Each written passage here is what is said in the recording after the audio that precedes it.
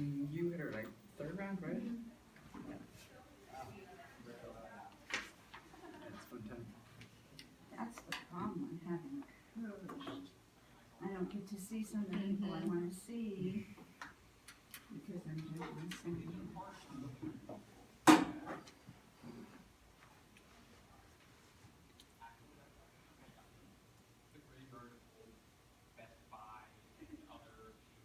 Do you guys need timing? Okay. Made it this far. Figured out how to do it.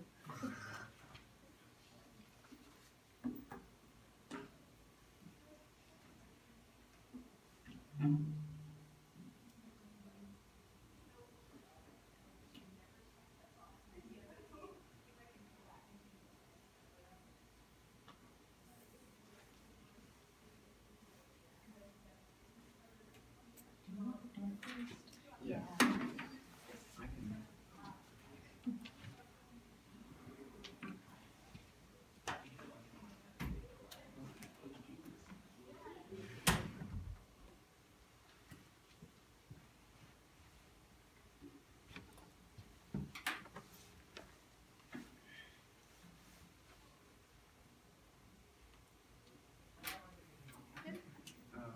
Yep, I've been talking pretty much. Awesome.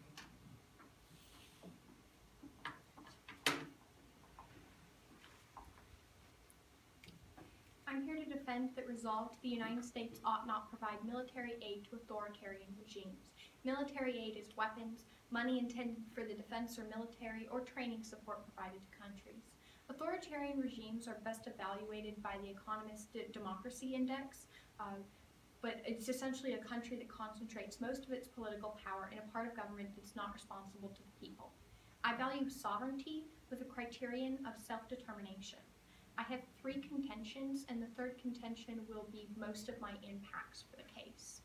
So the first contention is that authoritarian regimes limits people's rights and powers. They do this in 3 big ways. First, with suppression of free expression. This looks like limiting the press, imprisoning opposition members, and creating fear to speak out.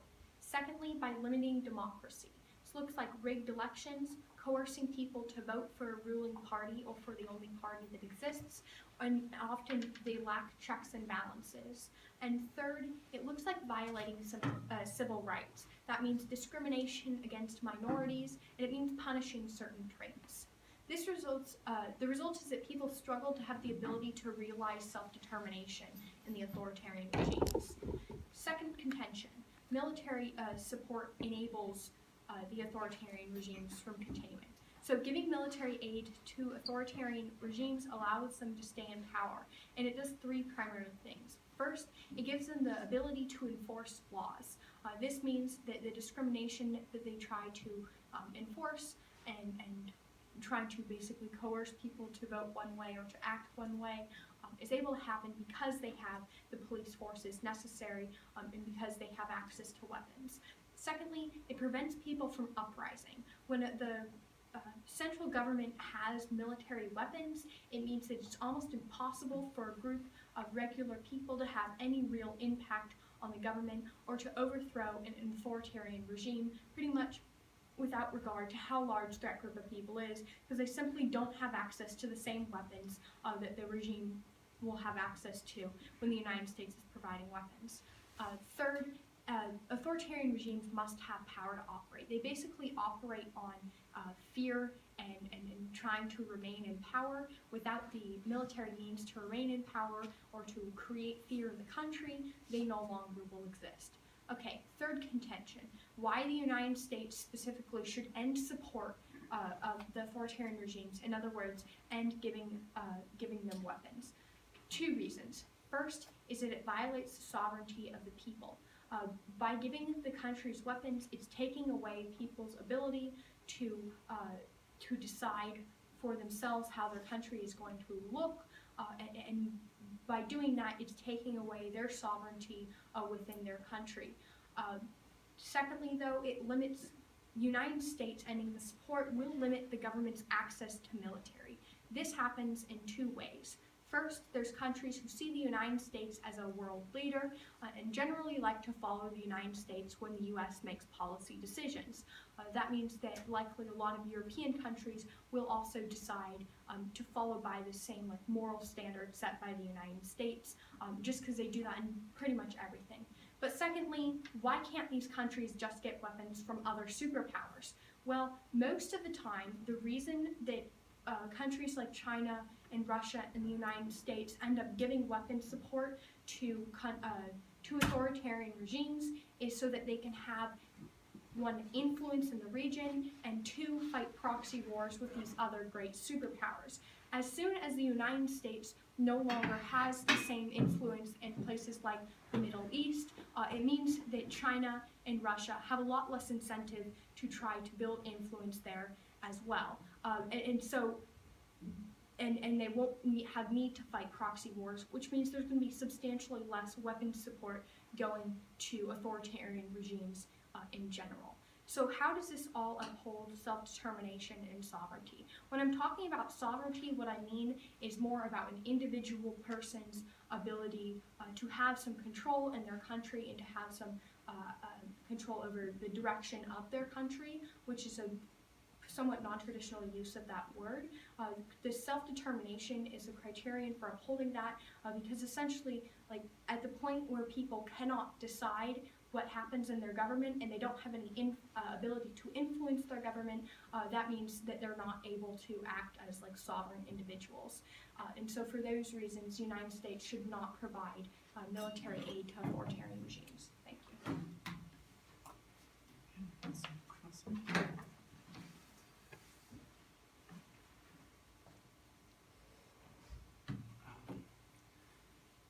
Okay, so on the point you actually were just addressing, here about the criterion of self-determination, how exactly does the AF case achieve more self-determination? Oh, yeah. So essentially, when the United States chooses to give weapons to these authoritarian regimes, it means that people have no ability to rebel against their government or go against their government simply because they don't have the same kind of weapons support or power, and they never will. So, in order to uphold self-determination, the citizens should have the ability to rise up against any government?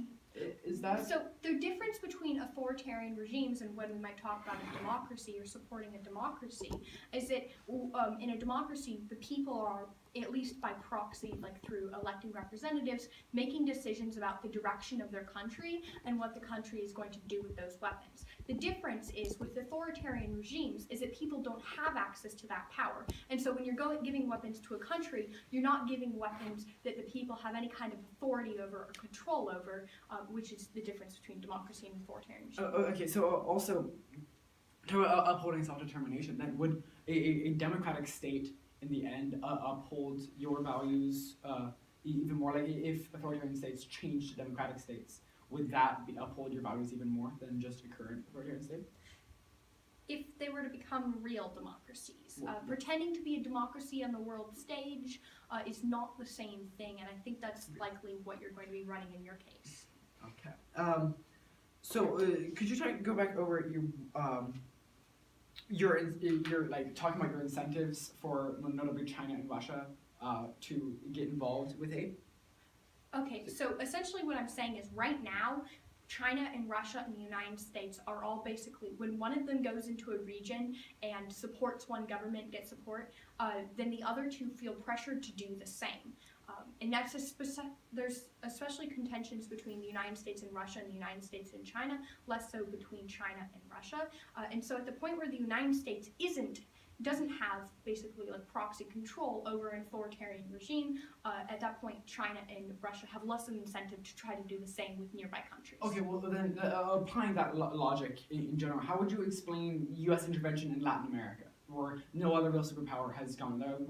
Why would they go into that region, or why would the United States go to the region? Okay, so the reason why the United States is primarily the country in Latin America, that's what you're asking? Well, yeah, if China and Russia or no other superpower is infringing on there, why did the United States decide to start? Oh, okay, so originally, a long time ago we were kind of focused on this expansionist policy. Let's move the United States to become bigger. So could China and Russia adopt like a similar expansionist policy without the necessarily U.S. drive behind that? Yeah, so you're saying, like, could China and Russia suddenly change their global policy? Yeah, that could happen at any point. But we really should operate under the assumption that they're going to be relatively similar to the way they are now.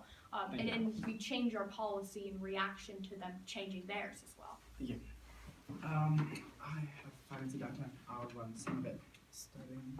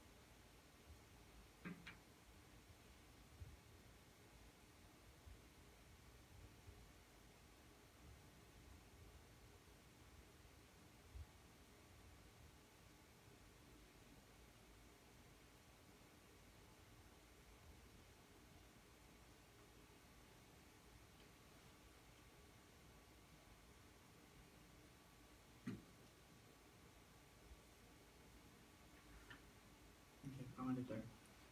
3:15 used or so? Yeah. Wait.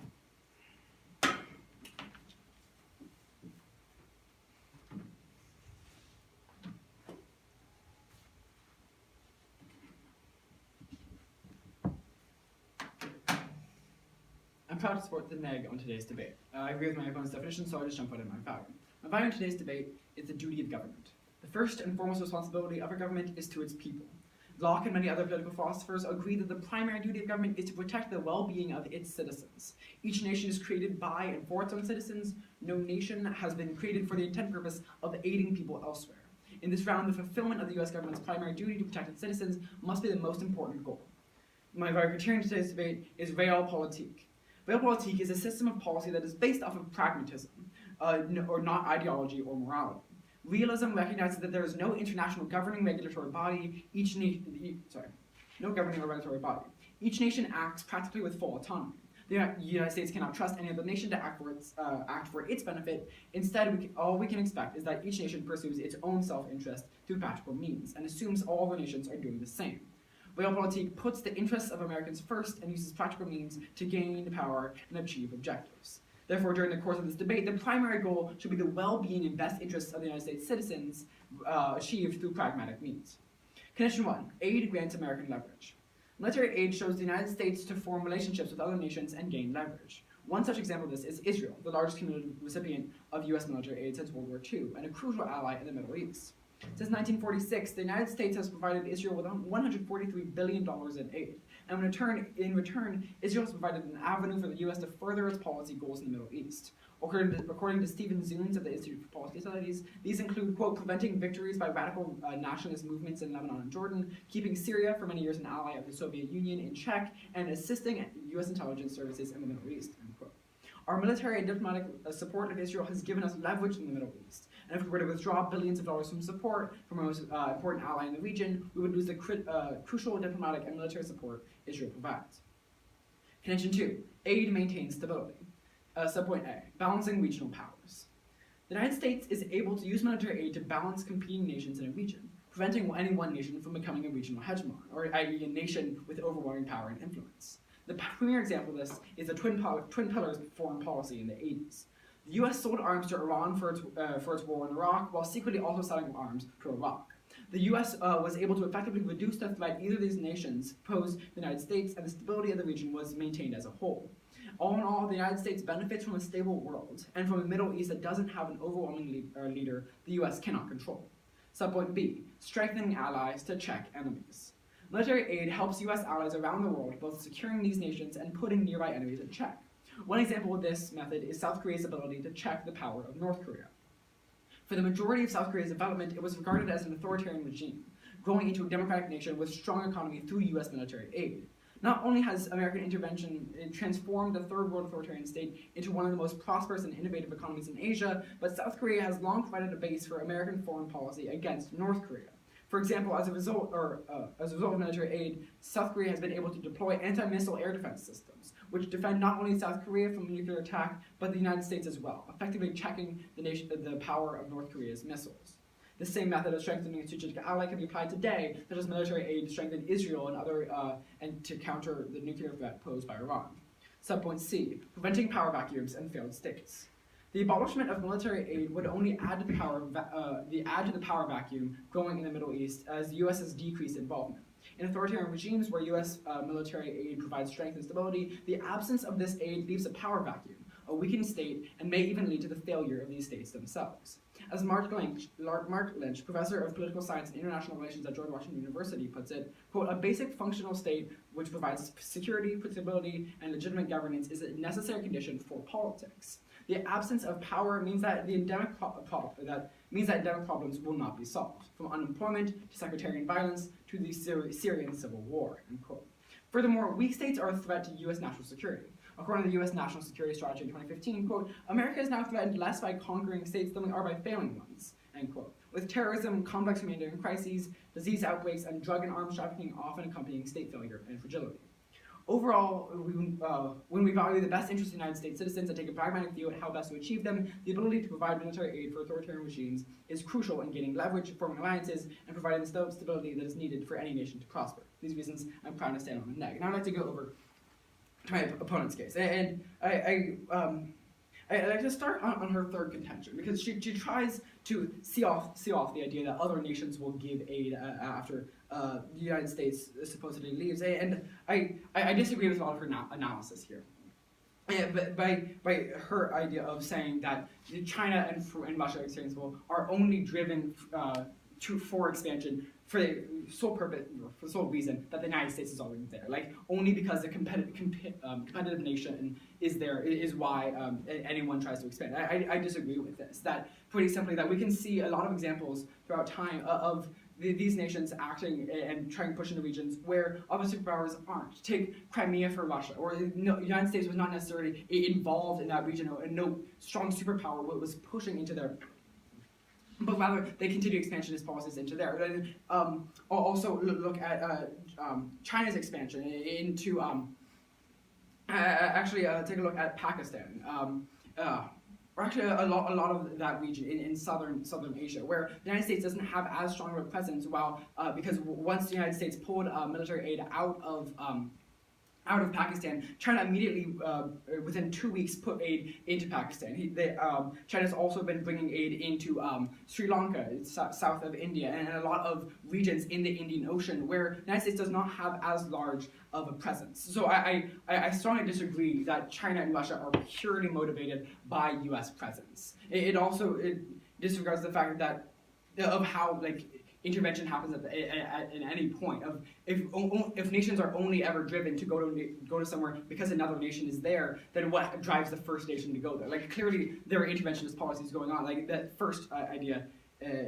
I just disagree. Okay, then also going on to her value, self-determination. And I think that actually my second contention, talking about in subpoint B, I actually can uphold this better than she can. That I talk about how stability can produce democracies. That stability, by making sure that regions are safe and in general powerful, can produce democracy, which better upholds her idea of revolutions, which are far less successful in actually creating real democracies, as she's talked about. Like, look to Egypt, where they created an incredibly unstable democracy that eventually fell back to the authoritarian regime. That stability can create stable democracies in the end, and that can uphold her value better. For these reasons, I'm proud to negate. Thank you.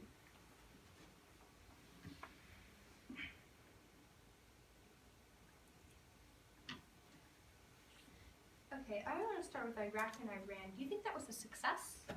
I think by and large, neither of those nations gained too much power as to seriously threaten the United States. And so in that aspect, yes, I'd say it's a success. Okay, you're okay with the fact that that likely contributed to the creation of terrorist organizations?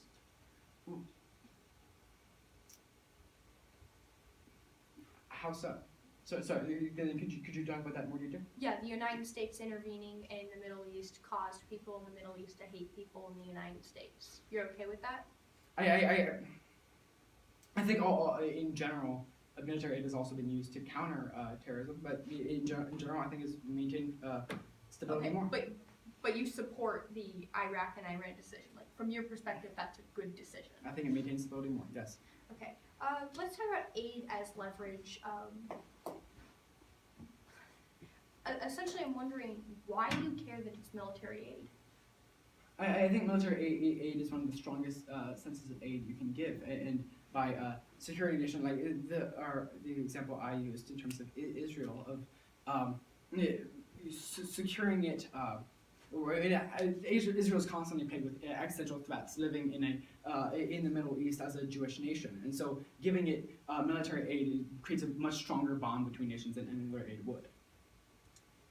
Okay, so from your perspective, it's not okay to do anything on the global stage that doesn't benefit the United States. Is that correct? I think that is the so-called North Star that we should follow. Yeah.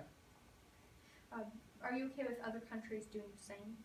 Yeah, I think that's more realistic to expect. That ideally, no one or everyone would act in everyone's self-interest. But realistically, we can trust no one else to act in our self-interest, so we shouldn't expect anyone else to act in ours.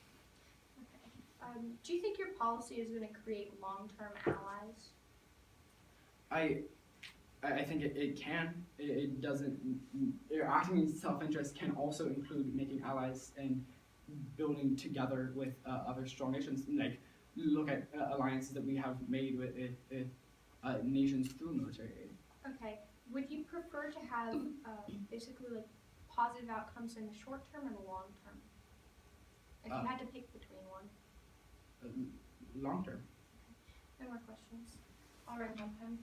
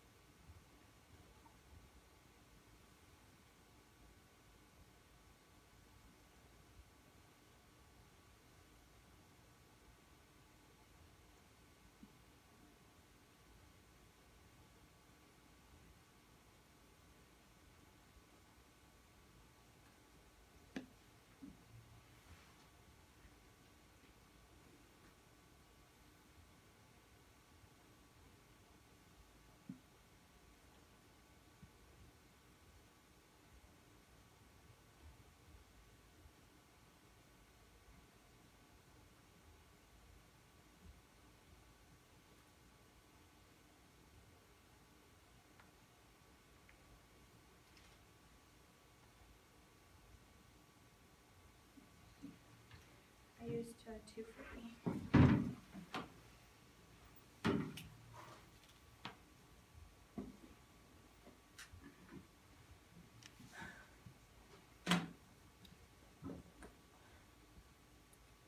So Burke wants us to basically bring this all back to reality and what it's like in the real world. So I'm going to kind of briefly address that and then move on to more specifics of this case. Okay, so what happens when we do things like provide military support to Iraq and Iran, or really any country where we're basically like creating a war, where there might have been some conflict before, but they might not have had access to the more serious weapons that we provide them with, the more deadly, the more accurate weapons that we're putting in their country. Basically what happens is we go in there, and then in response, we create a fight, often we're part of that fight, and in response people create basically what we've labeled terrorist organizations that direct a lot of hate towards the United States, because the United States has intervened in their region and intervened in their country in most places, and so as a result we have to go fight those terrorists and end up creating more groups and gaining more support for those for the terrorist organizations. We've seen this, I think South Korea is actually a pretty good example, right? We created South Korea, and by created, I'm using that term a little bit loosely, but in addition to being able to create, help one half of the country become a democracy, North Korea broke off and became what is widely recognized as one of the worst, if not the worst, authoritarian regime in the world, and their hate is directed towards the United States because of our involvement in South Korea. My point there is it's created an excellent example of what is basically has the same intentions of a terrorist organization, which is North Korea, towards the United States. So we create problems for the United States when we go and try to provide military aid to these countries. And so if we're going to look at realism and the duty of government to protect its own people, this isn't a good plan for the United States. But beyond that, people have rights. Sovereignty is one of the rights that it is very important to protect. Most people in the United States see it as great value to be able to make choices on your own and have influence in government. And so it's kind of partially about spreading the United States values and actually acting upon them as opposed to just talking about them. But beyond that, at the point where we have the option between protecting somebody's sovereignty and not, we should always go with protecting that ability. Let's talk about some of his specific examples, though, about expansionism and how this is actually going to change the world. I think Pakistan's a great example, because the reason why China might want influences in Pakistan is because the United States has a lot of influence in Afghanistan, which is right next door. And so while we do see some expansionism, the military expansionism, actually providing weapons to countries, primarily only happens when a neighboring country is getting weapons from another superpower. Mostly China is just focused on economic expansion, both in Asia and also in Africa. And so they don't have good reason to provide a lot of military support to these countries when there's not an opposing threat that they're trying to combat. They'd much rather have the ability to be in charge. So at the end of the day, what we're really looking at is we can go for this route where we say, let's pretend we're going to be able to get stability by sending more military aid into a country, and what we really end up creating, though, is a lot of instability. Maybe that one country, the government might agree with the United States in the future, but it just means that the people often don't. That's how we get the terrorist organizations. That's how we got instability for the West, and how we get the threats that would violate Burke's value of duty of government. And briefly on aid, we're not taking away all aid. We're still fine with humanitarian aid. We don't think that starts more wars, or that people are going to get mad because the United States is sending in vaccines and sending in food to their countries. But it's very different when they're sending in the weapons that are the means that the governments use to oppress the people in their states. I have 1:45 left or so? Yeah.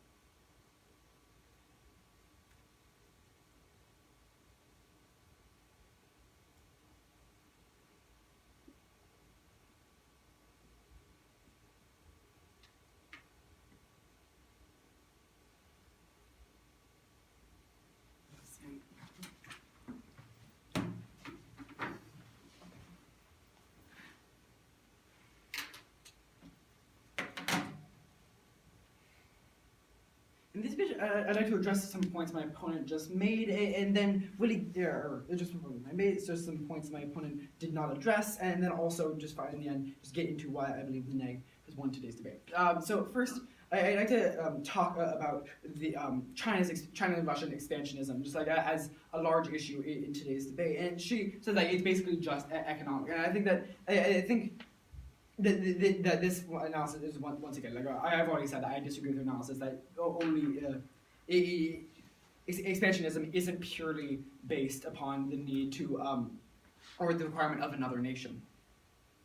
I think also I think aspects like or an example of like Crimea I mentioned of Russian expansion into Eastern Europe that isn't necessarily directly related to United States or no superpower getting involved into there. And so I think that Russian and Chinese military expansion is not directly involved with United States actions. Also, we can look at like the South China Sea, about how China is continually trying to push more and establish their claim farther and farther into that sea, not directly related to U.S.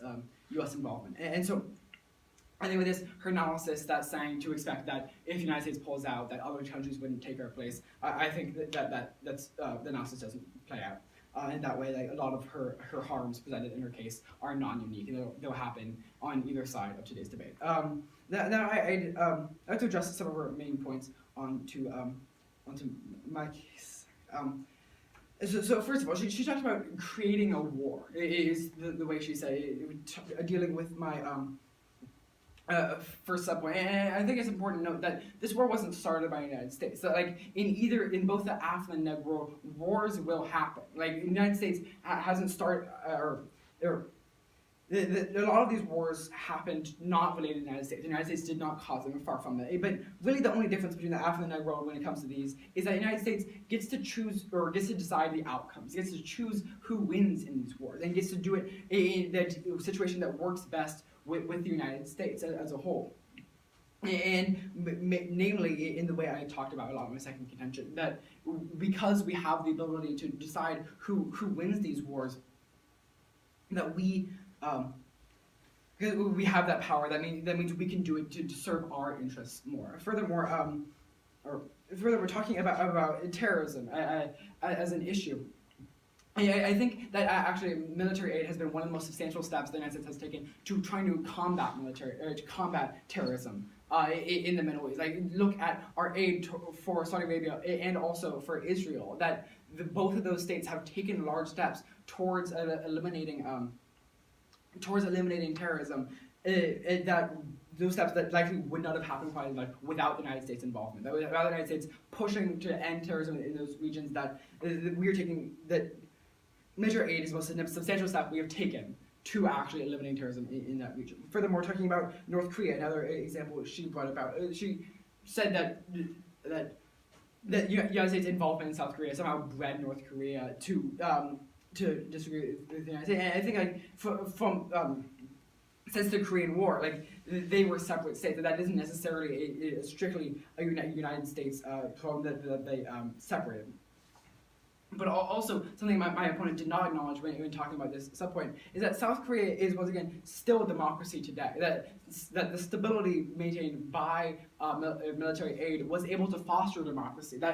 And by with that kind of aid, if stability fosters democracy, then stability is the one thing that can uphold her values the best. Actually, that the stability and the stability, most notably, that military aid grants. That is the key to actually upholding her value and the criterion most. That I mentioned it a little bit before, but this actually also ties into my contention subpoint C about how really just in power vacuums and when nations are overthrown, that's in the instability is actually when self-determination and sovereignty and all kinds of other human rights go out the door. That actually only in a stable situation can nations go from an authoritarian government to a functioning, truthful, peaceful democracy. Like my opponent also made that distinction between a false democracy and a real functioning one. And I think examples of both. We look at Egypt, which which overthrew its government and established a democracy, and that was incredibly unstable. It has already fallen back into an authoritarian regime, even a more harsh authoritarian regime than before. Whereas we look at South Korea, as I mentioned before, that with military aid, it created a stable democracy. That looking at those two states, looking at one with stability, one without, that overthrowing is not the proper way to build to properly build an authoritarian state. Actually, the stability military aid grants is the best way to create stability and democracy, and the best way to uphold sovereignty. Sorry, that's in the throat. So finally, when looking at this round, I think we can see that the leverage the United States gains and the stability that it ensures in a lot of the Middle East, that this is the thing that is in the United States' best interest. That it makes sure that the stability that we can have to stop refugee crises, among other things, and act against terrorism, as I talked about, like that proactive action against terrorism is some of the strongest action we've taken. So that leverage that we get upholds our duty to government, and actually the stability that can lead to democracy is the best way to uphold sovereignty as well. For these reasons, I'm proud to indicate. Thank you. I'm going to run the remainder of my downtime for 2 minutes and 20 seconds.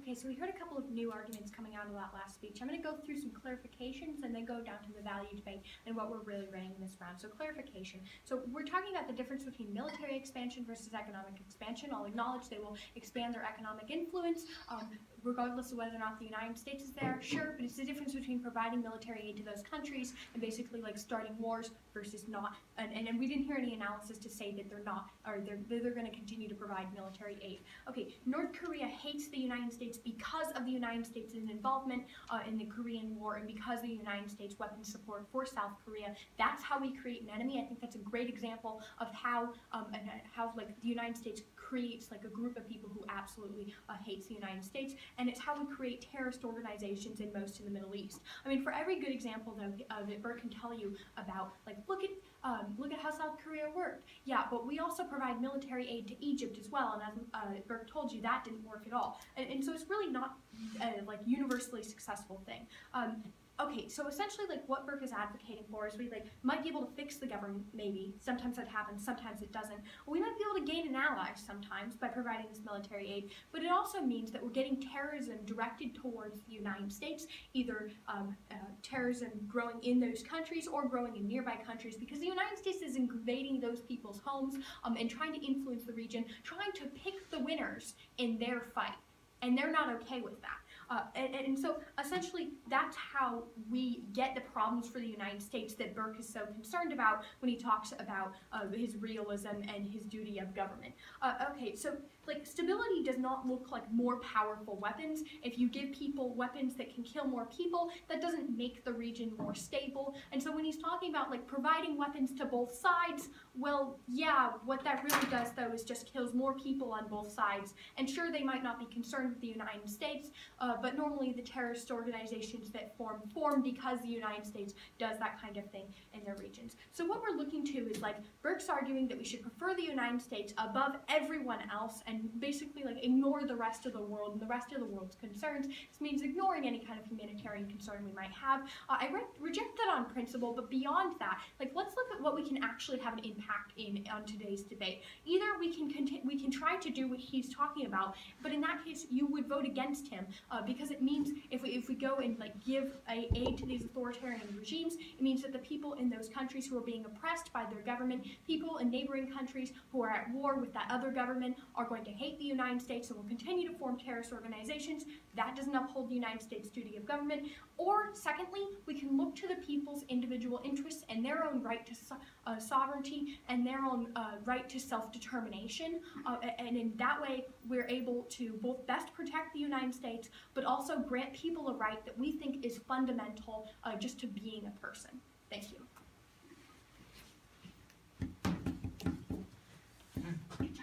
Great job, you guys. I'm not gonna waste, like, if you guys find anything without shaking hands, just for the panel judges, okay, sounds good. Thank you all very much for judging. Good job. Very much for volunteering. Yeah, thank you.